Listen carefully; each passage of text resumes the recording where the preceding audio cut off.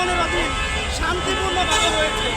সেই গোপালগঞ্জ আমাদের পদযাত্রা শুরু হলো, সারা দেশ থেকে আওয়ামী গুন্ডারা গোপালগঞ্জে গিয়ে আমাদের সহযোদ্ধাদেরকে হামলা করার জন্য দুঃসাহস দেখিয়েছে।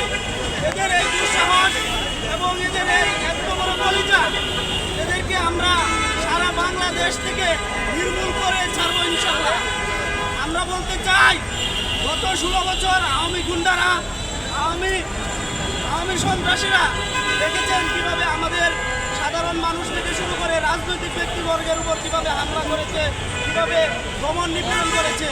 এখন তারা চাচ্ছে যে তাদের পতন হয়েছে, যে গণতান্ত্রিক উপায়ে একটি অভ্যুত্থানের মাধ্যমে তাদের পতন হয়েছে, তারা সেটি মেনে না নিয়ে তারা চাচ্ছে আবার সন্ত্রাসী গুন্ডাগিরি করে আবার বাংলাদেশের ক্ষমতা দখল করতে। এরা যদি আবার আসে তাহলে দেখবেন আজকে গোপালগঞ্জে যে অবস্থা হয়েছে, সারা বাংলাদেশে কোনো রাজনৈতিক দলকে ছাড় দিতে পারে না। তো আমরা চাই এই গুন্ডাদেরকে সকল অভ্যুত্থানের সকল শক্তি ঐক্যবদ্ধ হয়ে এদেরকে মোকাবেলা করতে হবে। ধন্যবাদ সকলকে যারা আজকে এসেছেন।